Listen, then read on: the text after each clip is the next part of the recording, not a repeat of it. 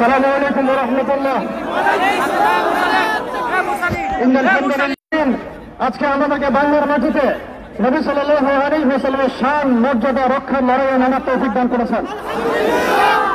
আমরা যে শাপলা চত্বরে দাঁড়িয়ে আছি, এটাই সেই ঐতিহাসিক জায়গা যা বাংলাদেশকে তাওহীদ এবং শিরকের দুটো মেরুকরণে ভাগ করে ফেলেছিল। আল্লাহ পাকের দরবারে আবারও শুকরিয়া জানাই যে আল্লাহ পাক আমাদেরকে কবুল করেছেন দ্বিতীয়বার শাপলা চত্বরে আসার। প্রিয় ভাইরা, একটা হাদিস আপনাদের সাথে আমি শেয়ার করবো, আজকে আলোচনা করবো, শুধু একটা হাদিস। এই হাদিসটার উপরে ইনশাআল্লাহ তাআলা আজকের বর্তমান প্রেক্ষাপট উঠে আসবে। নবী করিম সাল্লাল্লাহু আলাইহি ওয়াসাল্লাম বলেছেন, সবাই দরুদ পড়ি সাল্লাল্লাহু আলাইহি ওয়াসাল্লাম, যে ব্যক্তি লা ইলাহা ইল্লাল্লাহ মুহাম্মাদুর রাসূলুল্লাহ সাক্ষ্য দিয়েছে, তাকে তিনটা কারণ ব্যতীত অন্য কোনো কারণে হত্যা করা জায়েজ নাই।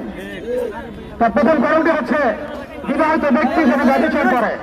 আপনারা যদি আজকে এই ব্যারেকটার দিকে তাকান, একজন ব্যক্তির নাম উঠে আসবে, সে ব্যক্তি শুধু ব্যভিচার করে নাই, বরং ধর্ষণ করেছে। আর এই ব্যক্তি শুধু একজন ব্যক্তির প্রতিকৃতি নয়, বরং বাংলাদেশের একটা সিস্টেমের প্রতিকৃতি। একটা সিস্টেমের প্রতিকৃতি হিসেবে সে এখানে নামকরণ করেছে, তার নামকরণ করা হয়েছে। দ্বিতীয় কথা হচ্ছে, যে ব্যক্তি আল্লাহ এবং তার রাসূল মুহাম্মদ সাল্লাল্লাহু আলাইহি ওয়াসাল্লামের শানে কটূক্তি করবে, সে ব্যক্তি মুরতাদ হয়ে যাবে, হত্যাযোগ্য অপরাধ করেছে। এবং চার মাযহাবের কোন ইমামের মধ্যে কোন ইখতিলাফ নাই যে এই অপরাধ করলে তার বেঁচে থাকার কোন অধিকার নাই। তৃতীয় কথা হচ্ছে, যদি কোনো ব্যক্তি হত্যার বদলে হত্যা করে, অর্থাৎ নিরপরাধ ব্যক্তিকে যদি কেউ হত্যা করে, তাহলে তাকে হত্যা করতে হবে। এটা কিসাস। এই কিসাস এই ব্যানারের মধ্যে লিখিত নামের মধ্যে জড়িত আছে। শুধু একটা দুইটা কিসাস নয়, বাংলাদেশের মধ্যে হাজার হাজার কিসাস এখন দাবি রাখে। প্রিয় ভাইরা, প্রিয় তাওহীদি জনতা, বিশ্ব এবং দেশ দুটা মেরুতে ভাগ হয়ে যাচ্ছে। হয় আপনাকে ইমানের শিবিরে থাকতে হবে, অন্যথায় কুফরের শিবিরে থাকতে হবে। হয় আপনাকে মুমিন হতে হবে, অথবা মুনাফিক হতে হবে। হয় আপনি মুশরিক হবেন, না হলে তাওহীদ পড়তে হবে। হয় আপনি তাওহীদে চলতে হবেন, অথবা আপনি কাফিরতে চলতে হবে। এর মাঝামাঝি কোনো রাস্তা আমাদের সামনে খোলা নাই। শাপলা চত্বর থেকে আমরা দ্বিতীয়বার প্রত্যয় ব্যক্ত করতে পারি, বাংলার জমিনে আমরা আল্লাহর সামনে কটূক্তিকারী, নবী সাল্লাল্লাহু আলাইহি ওয়াসাল্লামের সামনে কটূক্তিকারী কোন ব্যক্তির অস্তিত্ব রাখবে না। আমরা এই দায়ভার আমরা নিজের হাতে উঠাতে চাই না। আমরা চাই আমাদের প্রশাসন, আমাদের কর্তৃপক্ষ, আমাদের সরকার, আমাদের ঊর্ধ্বতন কর্তৃপক্ষ তারা নিজেরা উদ্যোগ নিয়ে রাষ্ট্রীয় আইনের মাধ্যমে এই দ্রুত বিচার বাস্তবায়ন করবে। এরপরে যদি আপনারা এই গাদ্দারদের, এই শয়তান রাসূলদের, আল্লাহ দ্রোহীদের পক্ষ অবলম্বন করেন, তাহলে আল্লাহি তারা যদি কাফির আশরাফ হতে পারে, আমরা মুসাইলিমা, আমরা মুহাম্মদ বিন মাসলামা হতে পারবো ইনশাআল্লাহ।